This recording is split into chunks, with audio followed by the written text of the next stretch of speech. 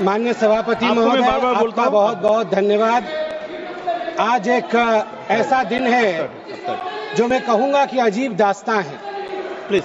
मुझे एक तरफ बहुत खुशी की अनुभूति हो रही है कि एक ऐतिहासिक बिल के पारित होने के समय में आज लोकसभा में मौजूद हूं, और वहीं मुझे दुख की भी अनुभूति हो रही।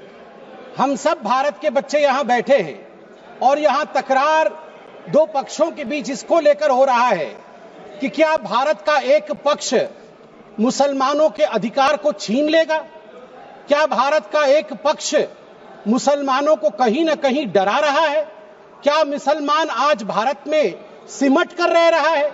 सभापति महोदय, मैं आज सीना ठोक के कहना चाहता हूं कि पूरे विश्व में यदि मुसलमान सर्वाधिक सुरक्षित कहीं है तो उस देश का नाम भारतवर्ष है, हिंदुस्तान है। मैं एक छोटी सी कविता पढ़ना चाहता हूं गया प्रसाद शुक्ल स्नेही जी का। किसी को नहीं बनाया दास, किसी का किया नहीं उपहास, किसी का छीना नहीं निवास, किसी को दिया नहीं त्रास, वही हम है भारत संतान, वही हम है भारत संतान। किसी का कुछ छीना नहीं है, हमेशा दिया है। जो शरणार्थी बन के आया है उसको गले से लगाया है। और केरल की बात हो रही थी, मैं धन्यवाद देता हूं केरल की भूमि को, प्रणाम और वंदन करता हूं केरल की भूमि को। वहीं से आदि शंकराचार्य जी भी आए और केरल की भूमि में कोडंगलूर तालुक के मेथला गांव में स्थित है भारतवर्ष की पहली मस्जिद चेरामल जुमा मस्जिद।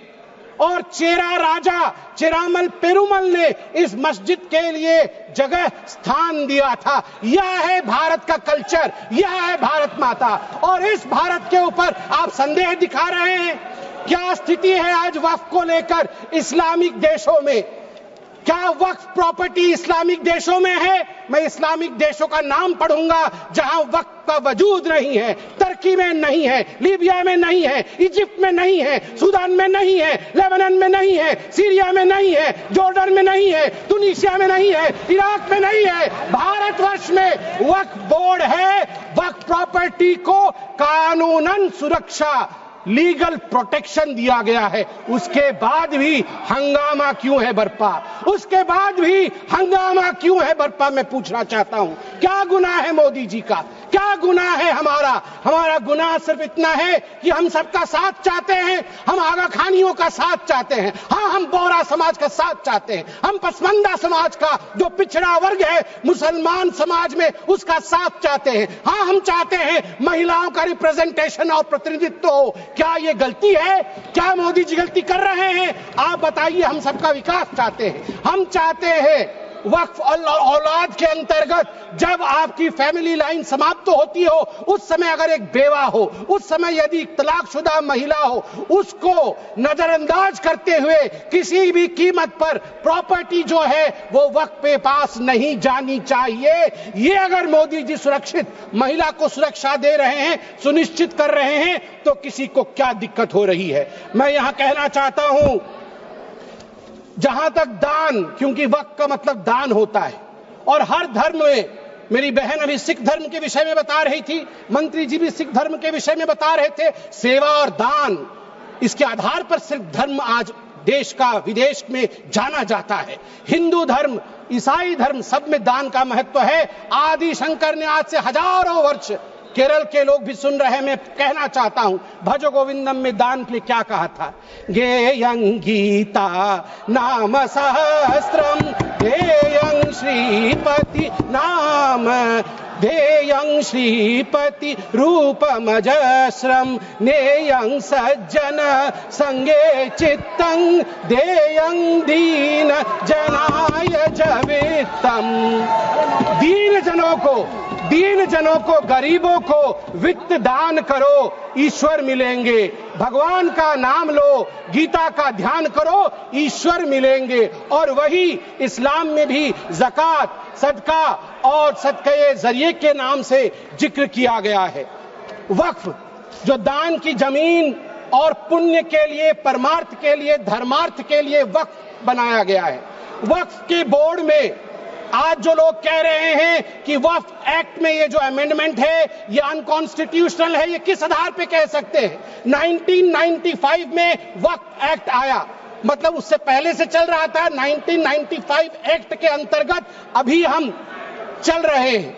1995 के बाद आप याद करिए 2013 में भी अमेंडमेंट हुआ। उससे पहले 1954 में, 1959 में, 1964 में, 1969 में और 1984 में अमेंडमेंट्स या संशोधन हुए हैं। अगर वो सारे संशोधन ठीक थे तो आज ये संशोधन अनकॉन्स्टिट्यूशनल कैसे हो सकते हैं? मैं छोटे से एक विषय को रखना चाहता हूं। आज आप देखिए, सच्चर कमेटी ने 2006 के अपने रिपोर्ट में कहा था, सच्चर कमेटी ने कहा था कि उस समय 2006 में वक्फ के पास 4.9 लाख रजिस्टर्ड प्रॉपर्टी थी। उस 4.9 लाख रजिस्टर्ड प्रॉपर्टी से मात्र वक्फ की जो कमाई हो रही थी वो उस समय 163 करोड़ की थी। मगर सच्चर कमेटी ने कहा यदि सही तरीके से इसका इस्तेमाल किया गया होता, सही तरीके से लीज दिया गया होता, फेयर मार्केट प्राइस के आधार पर किया गया होता तो 12,000 करोड़ की आमदनी होती, 12,000 करोड़ की, 10% का रिटर्न मिलता। आपको जान के आश्चर्य होगा, ये 4.9 लाख रजिस्टर्ड प्रॉपर्टी बढ़ करके हमारे समय 8.72 लाख रजिस्टर्ड प्रॉपर्टी बनी। मतलब 20,000 करोड़ से 25,000 करोड़ तक की आमदनी होनी चाहिए, मगर आमदनी हुई कितनी? 2019 से 2021 के बीच में 166 करोड़ और 2025 में आपको जान के आश्चर्य होगा, अभी माननीय गृह मंत्री जी ने बताया लीज रिकॉर्ड 0 और आमदनी 9.92 करोड़ रुपए मात्र। उस समय 2006 में 162 करोड़ और जब ये डिबेट हो रहा है तो 9.92 करोड़। प्रॉपर्टी डबल हो गई मगर पैसे घट गए। कहां गए वो पैसे, किसके जेब में गए वो पैसे? यदि ये पारदर्शिता। वैसे सभापति महोदय, मुझे एक बात में संशय है, मुझे लगता है उत्तर प्रतिपक्ष वाले ही दे पाएंगे। आज बड़ी चर्चा हुई है, आज चर्चा में कहा गया कि सबसे ज्यादा जमीन 3 ऐसे शख्सियत है उनके पास है, रेलवे के पास, आर्मी के पास, वो देश की जमीन है, और उसके पास वक्फ बोर्ड की जमीन है। मगर मुझे इसमें संशय है, मुझे लगता है तीसरे नंबर की जमीन तो किसी परिवार के बोर्ड के पास है। अगर सही से देखा जाए, आप ध्यान से देखिए, एक परिवार का बोर्ड है, अरे है एक परिवार का बोर्ड, उसके पास हो सकता है इससे अधिक जमीन निकले। सभापति महोदय, घंटी तो उनकी बजनी चाहिए, आप हमारी मत बजाइए। सभापति महोदय, मैं आपको अरे मैं किस परिवार के बारे में बोल रहा हूं, आप क्यों विचलित हो रहे हैं? वो उधर हैं, उधर हैं। अब आप चिंता मत करें, उधर हैं, आपको नहीं। हाँ, उधर उधर उधर आप भी जानते हैं किधर हैं, उधर हैं। चलिए आप वक्फ पे आइए। देखिए, वक्फ जो ये संशोधन हुए हैं इसमें एक बहुत महत्वपूर्ण प्रावधान है कि लंबे पेंडिंग लिटिगेशंस ये नहीं होने चाहिए। मैं आपको एक आंकड़ा देता हूं, लंबे समय तक चल रहे कानूनी मुकदमे जो पेंडिंग लिटिगेशंस 2013 में 10,380 केसेस थे, जो 2025 में बढ़ करके 21,618 केसेस हो गए। अनाधिकृत घुसपैठ, एनक्रोचमेंट, ये सुनिएगा सभापति महोदय और सभी सदस्यों को कहूंगा, वंशी पोर्टल में टोटल एनक्रोचमेंट के केस 58,890 है। इसमें से लगभग 31,999 पेंडिंग एनक्रोचमेंट है, जिसमें 9,000 मुस्लिम पार्टीज है, अर्थात मुसलमानों के जमीन पर भी अधिग्रहण का काम वक्फ बोर्ड ने किया है। इसलिए जो ये बिल के बारे में आज हम चर्चा कर रहे हैं, मुसलमान भी पीड़ित है, इसलिए बिल से संरक्षण मुसलमान को भी मिलेगा और पूरे हिंदुस्तान के सभी कौम को मिलेगा। मैं अंत में इतना ही कहना चाहता हूं कि सेक्शन 40 को लेकर आज जो कहा गया, मैं बस 30 सेकंड में समाप्त करूंगा। सेक्शन 40 को लेकर आज यहां बहुत चर्चा हुई। ये जो तर्कहीन शक्ति, इरेशनल पावर दिया गया था वक्फ बोर्ड को, खुद ही इंक्वायरी करते थे और खुद ही जमीन को वक्फ में डिक्लेयर करते थे। आज देश में 515 ऐसी प्रॉपर्टी है, उसी का शहर, वही मुद्दई, वही मुंसिफ, हमें यकीन था हमारा कसूर निकलेगा।